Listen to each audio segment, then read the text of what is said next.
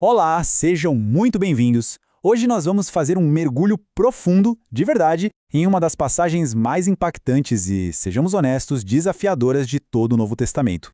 Estou falando daquela exortação à santidade lá na primeira carta de Pedro, capítulo 1, versículos 13 a 16. E para guiar a gente nessa jornada acadêmica, nós vamos seguir a análise super detalhada do teólogo Felipe de Onadeira, que se apoia, claro, em grandes nomes dos estudos bíblicos. O nosso objetivo aqui vai muito além de uma simples leitura devocional, ok? A ideia é cavar fundo, entender as camadas de significado, a teologia por trás, o contexto histórico vibrante da época e, claro, como aplicar de forma prática e radical esse chamado para uma vida que reflita o caráter do próprio Deus. Não é uma tarefa fácil, eu sei, mas é absolutamente essencial para a gente entender o coração da vida cristã. Vamos junto nessa? E para a gente começar a pensar, eu quero lançar uma pergunta. Uma pergunta que, eu garanto, é tão real para a gente hoje, no século XXI, quanto foi para os primeiros leitores dessa carta. A pergunta é essa: como é que se vive, na prática, uma vida íntegra, com propósito, uma vida de santidade, no meio de uma cultura que muitas vezes não é só indiferente, mas parece até hostil à nossa fé? E olhem, essa pergunta não é só retórica, não é só para enfeitar a aula, é uma angústia real que muita gente sente. A pressão para a gente se encaixar, o medo de ser deixado de lado, a dificuldade de defender nossas convicções no trabalho, na faculdade, tudo isso é tão real hoje quanto era para aqueles primeiros cristãos espalhados pelo Império Romano. E a resposta que o apóstolo Pedro vai dar não é um manual de autoajuda, não são 5 passos para uma vida feliz. É algo muito, mas muito mais profundo. É um chamado para a gente afirmar quem a gente é e por que a gente vive numa realidade que vai além das circunstâncias. E é essa a resposta poderosa que a gente vai investigar a fundo. Bom, e para nossa análise ser bem clara e organizada, a gente vai seguir um roteiro, um mapa. Primeiro, a gente vai entender o tamanho do desafio da santidade. Depois, faremos uma viagem no tempo, lá para o Império Romano, para sentir na pele as pressões que os primeiros cristãos enfrentavam. Com essa base, a gente vai construir os pilares teológicos da Carta de Pedro. Isso vai nos mostrar que a nossa interpretação não está isolada, mas segue um forte consenso acadêmico. Aí sim, a gente chega no coração da nossa aula, a análise detalhada, versículo por versículo, de 1 Pedro 1, 13 a 16. E para fechar com chave de ouro, a gente vai pegar tudo isso e trazer para o nosso dia a dia, tentando responder aquela nossa primeira pergunta. Vamos lá? Ok, vamos mergulhar na nossa primeira sessão. A primeira coisa que a gente precisa ter em mente, e isso é crucial, é que a passagem que vamos estudar não é um simples conselho moral, sabe? Não é seja uma pessoa boazinha. Longe disso. O chamado sede santos é, na verdade, uma resposta teológica poderosa a uma situação de vida muito real, muitas vezes marcada pelo sofrimento. Pedro não está escrevendo de um pedestal, de uma torre de marfim. Ele está falando com gente que se sentia estranheira no próprio lar, gente que era alvo de fofoca, de calúnia, que era marginalizada. E para essas pessoas, ele não oferece um consolo superficial. Ele oferece um jeito completamente novo de enxergar a vida, de entender quem eles são e qual o propósito deles. Para Pedro, a santidade não é um peso, mas é a própria expressão da liberdade e da nova identidade que eles encontraram em Cristo. E olha só que fascinante a estrutura do pensamento de Pedro. Os primeiros 12 versículos do capítulo 1 são pura celebração, uma explosão de louvor por tudo que Deus fez por nós. Ele nos deu uma nova vida, uma esperança viva, uma herança que não estraga. Enfim, é uma lista de fatos. A teologia chama isso de indicativo. É o que Deus já fez, é fato consumado. Mas aí, no versículo 13, vem a palavrinha mágica, portanto. O estudioso Wayne Grudem diz que essa palavra funciona como a dobradiça de uma porta. Ela conecta perfeitamente o que Deus fez, a doutrina, com o que nós devemos fazer, a nossa vida prática, a ética. É a passagem do indicativo para o imperativo. A lógica é simples e poderosa. Já que Deus fez tudo isso por vocês, portanto, vivam dessa maneira. Percebem? Isso muda tudo. Nossa busca pela santidade não é uma tentativa de merecer a salvação. É a nossa resposta lógica, grata à salvação que a gente já recebeu de graça. A santidade não é a causa, é a consequência. Vamos avançar agora para uma parte que, na minha opinião, é uma das mais importantes para a gente interpretar qualquer texto bíblico: o contexto histórico. Para a gente sentir o peso, a urgência e o encorajamento nas palavras de Pedro, a gente precisa tentar enxergar o mundo com os olhos dos primeiros leitores da carta. Quem eram eles? Como era a vida deles? Que deuses os vizinhos adoravam? Quais as pressões sociais e econômicas que eles sofriam todo santo dia? Entender o mundo deles não é só curiosidade histórica, pessoal. É a chave que destrava o significado profundo e a relevância que essas palavras têm até hoje. Nos estudos bíblicos, a gente usa um termo técnico em alemão para isso: Sitz im Leben. A tradução literal é algo como cenário de vida ou posição na vida. Pensem nisso como uma ferramenta de detetive. Ela nos força a investigar a situação concreta da época em que o texto foi escrito. Como era a sociedade, as regras culturais, a política, a economia. Ignorar o Sitz im Leben é um convite para a gente cometer um erro grave chamado anacronismo. É como tentar entender um meme de internet usando um dicionário do século XIX. A gente acaba colocando nossos próprios significados no texto em vez de ouvir o que ele realmente queria dizer. E como a gente vai ver, o Sitz im Leben dos leitores de Pedro era um de pressão social e existencial gigantesca. A acadêmica Karen Jobs, uma das maiores especialistas em 1 Pedro, nos ajuda a pintar um quadro bem vivo dessa realidade. Imaginem a cena. Os cristãos não eram a elite da sociedade. Eram pequenas comunidades, minorias religiosas espalhadas pelo que hoje é a Turquia. E a pressão cultural para eles se conformarem era brutal. O Império Romano tinha muitos deuses, mas a religião estava em tudo. Se você se recusasse a participar de um festival para o deus da cidade ou a queimar um incenso para o imperador, você não era visto como alguém com uma crença diferente, mas como um traidor, um antissocial. E as consequências vinham. Exclusão social, por exemplo. Seus vizinhos te olhavam torto. Se você fosse um artesão, poderia perder clientes porque as associações de classe tinham seus próprios deuses. E o pior, as fake news da época. Diziam que os cristãos eram ateus, canibais por uma interpretação maluca da ceia e que praticavam incesto porque se chamavam de irmãos. Para muitos, se tornar cristão significava romper com a família, com os amigos, com toda a sua rede de apoio. A nova identidade em Cristo colocava eles em rota de colisão direta com o mundo ao redor. Bom, diante de um cenário tão complicado, a gente se pergunta: quem é que tinha autoridade para escrever para essa gente e dizer como eles deveriam viver? A tradição da igreja, desde o comecinho, diz que foi o apóstolo Pedro. Mas no mundo acadêmico essa autoria já foi questionada, e é super importante a gente conhecer essas objeções e as respostas para elas, porque isso não só fortalece nossa confiança de que foi Pedro mesmo quem escreveu, mas também nos ajuda a entender a carta de um jeito mais profundo. Esse slide organiza bem o debate. Vamos olhar ponto a ponto. Primeira objeção. O grego da carta é muito bom, muito elegante. Aí alguns dizem, peraí, um pescador da Galileia que falava aramaico não escreveria assim. A resposta que a Karen Jobs defende é bem convincente. Pedro provavelmente usou um secretário, um amanuense chamado Silvano. Ele mesmo menciona o Silvano lá no final da carta. Usar secretários era super comum na época. Segunda objeção. A carta usa muito a Septuaginta, que era a tradução grega do Antigo Testamento. Por que um apóstolo judeu faria isso? Simples, ele estava escrevendo para comunidades que falavam grego. A Septuaginta era a Bíblia que eles conheciam. Era uma questão de se fazer entender. Por último, alguns acham a teologia da carta muito desenvolvida, especialmente sobre o sofrimento de Cristo. Mas se a gente for olhar, essa teologia bate perfeitamente com o que vemos os apóstolos pregando no livro de Atos. E essa citação da Karen Jobs é simplesmente genial, resume tudo. Ela diz, é mais razoável crer que um pescador galileu se tornou sofisticado pela graça de Deus e pela colaboração com Silvano. Ou seja, a explicação mais simples, que se encaixa melhor com todas as evidências, é a tradicional. A gente não precisa inventar um autor anônimo. O que a gente tem é o testemunho de Pedro, a testemunha ocular que andou com Jesus, escrevendo através de um bom colaborador para encorajar igrejas que estavam sofrendo, e isso, pessoal, dá um peso, uma autoridade para essa carta, que é algo gigantesco. Então, para a gente fechar essa sessão, o resumo da ópera é o seguinte. Nós temos uma carta escrita por uma figura de máxima autoridade, o apóstolo Pedro, para comunidades que estavam vivendo sob uma pressão social e cultural enorme. Eles eram mal compreendidos, caluniados, deixados de lado. Entender essa dinâmica, a autoridade de quem escreve e a fragilidade de quem lê, é a chave para a gente interpretar o chamado à santidade. Não é um idealismo abstrato, gente. Era uma estratégia de sobrevivência espiritual, uma forma de dar testemunho num mundo hostil. Agora que a gente afirmou bem os pés no contexto histórico, podemos construir o próximo andar da nossa análise. Os fundamentos teológicos da carta. Antes de a gente ir direto para os nossos versículos, é vital entender as grandes ideias, os temas principais que costuram a carta de Pedro do início ao fim. Essas ideias são a base, a visão de mundo sobre a qual ele vai construir todos os seus conselhos práticos.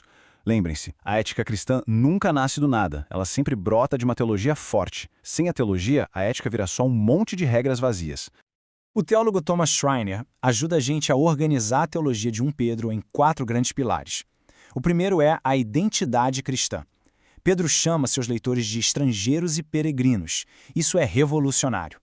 No mundo onde sua identidade era sua cidade, sua família, Pedro diz, sua verdadeira pátria não é mais aqui, é no céu. Vocês são residentes temporários a caminho de casa. O segundo pilar é o sofrimento com esperança. Pedro não promete uma vida fácil. Pelo contrário, ele diz que sofrer por causa da fé faz parte do pacote. Mas não é um sofrimento sem sentido. Ele tem um propósito: purificar a nossa fé, como o fogo purifica o ouro. O terceiro pilar que nos interessa diretamente é a santidade no exílio. Justamente por serem estrangeiros, eles precisavam viver de forma diferente, santa. A vida deles não era para se misturar, era para se destacar e mostrar a quem eles pertenciam. E o quarto, e talvez o mais importante pilar, a glória futura. O que sustenta tudo isso? A esperança. A certeza da herança que está guardada nos céus. Essa é a âncora que segura a alma no meio da tempestade. Resumindo esses 4 temas, identidade de peregrino, sofrimento com propósito, santidade como distinção e esperança na glória futura, não são só ideias para a gente discutir, eles são a fundação de concreto sobre a qual Pedro vai construir todas as suas ordens práticas. O chamado Sede Santos não surge do nada, ele está firmemente ancorado nessa visão de mundo riquíssima que Pedro apresenta logo no começo da carta. Seguindo com a nossa análise, vamos agora focar um pouco mais no capítulo 1 como um todo. Uma coisa muito legal na exposição do Felipe Madeira é que ele mostra que a interpretação que estamos seguindo não é uma opinião isolada. Pelo contrário, existe um consenso notável entre os maiores estudiosos do Novo Testamento hoje em dia. E saber disso nos dá uma segurança enorme na leitura que estamos construindo juntos. Essa tabela é ótima, porque ela nos permite ver esse consenso.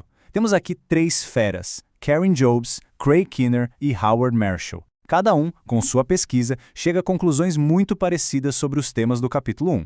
Reparem só, sobre a esperança escatológica, todos eles concordam que a viva esperança é o ponto de partida de tudo. Sobre a santidade como resposta, é unânime. A santidade não é o que a gente faz para ser salvo, mas é a consequência de já ter sido salvo. Sobre o sofrimento com propósito, todos veem as provações como um instrumento de Deus para fortalecer a fé. E, por fim, todos destacam o papel central da palavra de Deus em gerar essa nova vida. E essa frase que Madeira usa para resumir o consenso é simplesmente perfeita. Vamos ler com calma. 1 Pedro 1 é um chamado à vida santa e firme esperança no meio do sofrimento, fundado na obra redentora de Cristo e sustentado pela palavra de Deus. Cada pedacinho dessa frase é essencial e foi confirmado pela análise desses grandes estudiosos. É com essa segurança que a gente pode, agora sim, mergulhar na nossa passagem específica. Então, para a gente fechar esta sessão, a grande lição é que a análise que faremos a seguir, dos versículos 13 a 16, não é uma opinião pessoal tirada da cartola. Ela está bem amarrada numa leitura consistente e super aceita da mensagem geral do capítulo, que gira em torno desse trio inseparável: esperança, santidade e perseverança no meio do sofrimento. Chegamos ao coração da nossa aula, a análise exegética, versículo por versículo. Com o contexto, a teologia e o consenso acadêmico bem estabelecidos, agora a gente tem as ferramentas certas para mergulhar nas palavras de Pedro e descobrir a aplicação prática que ele tira de toda essa doutrina. É aqui que a teologia, que parece estar lá no alto, encontra o chão da nossa vida. O versículo 13 começa com uma imagem muito forte e um pouco estranha para nós: cingindo os lombos do vosso entendimento. Isso vem direto do dia a dia do primeiro século. As pessoas usavam túnicas longas, que atrapalhavam para correr ou trabalhar. Então o que elas faziam? Levantavam a barra da túnica e prendiam no cinto. Isso era cingir os lombos, era se preparar para a ação. E Pedro, genialmente, aplica essa imagem não ao corpo, mas à nossa mente, ao nosso entendimento. Ele está nos dizendo: preparem suas mentes, deixem elas focadas, disciplinadas, prontas para a ação espiritual. É um chamado contra a mente preguiçosa, confusa. É uma convocação para estar mentalmente pronto. Na verdade, o versículo 13 tem um trio de comandos que se completam. O primeiro é esse que vimos, ter uma mente preparada. O segundo é sede sóbrios. Isso vai muito além de não beber demais. Ser sóbrio aqui significa ter clareza de pensamento, equilíbrio, não se deixar levar por qualquer modinha ou falsa doutrina, é enxergar a vida com a eternidade em mente. E o terceiro comando nos diz onde focar essa mente preparada e sóbria. Esperai inteiramente na graça, na revelação de Jesus Cristo. A nossa esperança não pode estar nas circunstâncias de hoje, nem na nossa própria capacidade. Ela tem que estar totalmente ancorada na certeza da volta de Cristo. O versículo 14 nos mostra um contraste radical. Pedro os chama de filhos da obediência. Essa nova identidade é o oposto da vida que eles tinham antes. Antes, eles eram moldados pelas paixões, pelos desejos desordenados que nasciam da ignorância sobre Deus. Eles eram escravos dos seus próprios impulsos. Agora, como filhos da obediência, a coisa se inverteu. Eles não são mais moldados de fora para dentro, pelos desejos, mas de dentro para fora, pela sua nova natureza em Cristo. A obediência deles não é a de um escravo com medo do castigo, mas a de um filho que confia e ama o Pai. A mudança de comportamento, entendem? Não é uma máscara. É a consequência natural de uma mudança de identidade, de uma mudança de família. Se o versículo 14 mostrou que a gente deve largar para trás, o 15 nos mostra o que devemos abraçar. E aqui Pedro define duas coisas sobre a santidade. Primeiro, o padrão. Qual é a nossa referência? Não é a cultura, não é o que todo mundo está fazendo, não é a nossa vida antiga. O padrão é nada menos que o próprio caráter de Deus, como é santo aquele que vos chamou. Santidade é se parecer com Deus, simples assim. Segundo, o alcance. Onde a gente tem que ser santo? Pedro não abre exceção. Sede vós também santos em toda a vossa maneira de viver. A palavra grega aqui, anastrofia, significa a conduta diária total. Trabalho, família, finanças, lazer, pensamentos, palavras, tudo. Não existem áreas neutras na vida cristã. E para ninguém achar que ele estava inventando moda, Pedro ancora seu chamado na autoridade máxima, as Escrituras. No versículo 16, ele cita o livro de Levítico. Sede santos, porque eu sou santo. Isso é importantíssimo. Pedro está mostrando que esse chamado não é uma novidade. Desde o início, o povo de Deus foi chamado para ser diferente, para refletir o caráter do Deus que os salvou. Ao citar Levítico, Pedro está dizendo para aqueles cristãos gentios: ei, vocês agora fazem parte dessa longa e grandiosa história do povo santo de Deus. Então, resumindo essa nossa análise profunda, a exortação de Pedro é um chamado com várias facetas. É um chamado para ter uma mente disciplinada e focada na esperança futura. É um chamado para romper de vez com os padrões do passado. E, acima de tudo, é um chamado para que todo o nosso ser, em cada detalhe do dia a dia, busque refletir a santidade de Deus. Um chamado que tem como base a própria aliança bíblica, a própria natureza de quem nos chamou. Depois dessa imersão toda no texto e no seu contexto, a gente chega na parte final e, talvez, a mais importante, a aplicação prática. Como é que esses princípios, escritos há quase 2000 anos, falam com a gente hoje? Como a gente traduz essa teologia toda em ações concretas? Respondendo àquela nossa pergunta lá do começo sobre como viver com integridade num mundo tão complexo. Com base na exposição de Madira, podemos traçar 5 passos práticos. Primeiro, viva com a mente preparada. No nosso mundo de fake news, redes sociais e distrações infinitas, cingir os lombos do entendimento é mais urgente do que nunca. Significa cultivar discernimento, filtrar o que a gente consome, desligar o barulho para ouvir a Deus. Segundo, coloque toda a esperança na graça futura. Esse é o antídoto contra a cultura do tudo para ontem. Significa afirmar nossa segurança e alegria, não no sucesso ou no prazer de agora, mas na certeza da volta de Cristo. Terceiro, viva como filho obediente. Isso é sobre identidade. Nossa conduta não deve ser mudada pelos padrões da cultura, mas pelo nosso relacionamento com Deus. Quarto, busque santidade em toda a conduta. Esse é um chamado para acabar com a fé de domingo. A fé tem que informar como a gente trabalha, como a gente trata a família, como a gente usa nosso dinheiro e nosso tempo. E quinto, reflita o caráter de Deus. Ser santo não é só dizer não para o mal, é principalmente dizer sim para o bem. É ser conhecido como uma pessoa justa, íntegra, generosa e misericordiosa, refletindo, mesmo que de forma imperfeita, o Deus a quem a gente serve. E aqui vem uma ressalva que é, sério, a mais importante de todas. Tudo isso que a gente falou não é moralismo. Não é um esforço para a gente ser bonzinho e assim merecer o favor de Deus. Isso seria legalismo, e é o oposto do que Pedro ensinou. A santidade, na verdade, é a nossa resposta de gratidão, é a expressão natural de quem a gente se tornou em Cristo. É a consequência de já sermos amados e perdoados. E não é uma jornada que a gente faz sozinho, na força do braço. Ela é sustentada a cada dia pela palavra de Deus e pelo poder do Espírito Santo que vive em nós.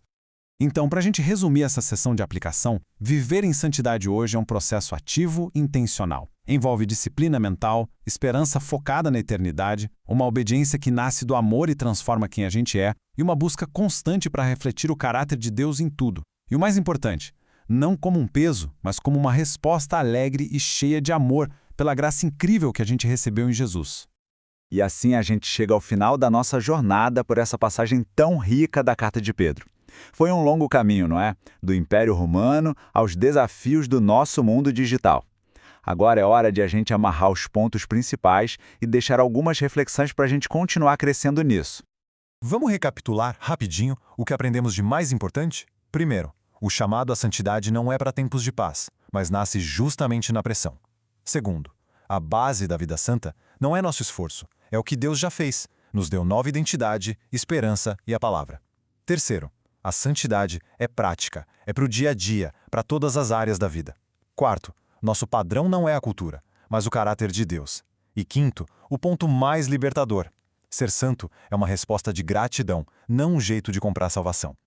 E para quem ficou com um gostinho de quero mais e quer se aprofundar, aqui ficam as sugestões das obras que basearam nossa aula. São comentários e recursos de altíssimo nível, que com certeza vão enriquecer muito o estudo de vocês. Continuar estudando a palavra é um dos jeitos mais eficazes de cultivar aquela mente preparada que Pedro tanto falou.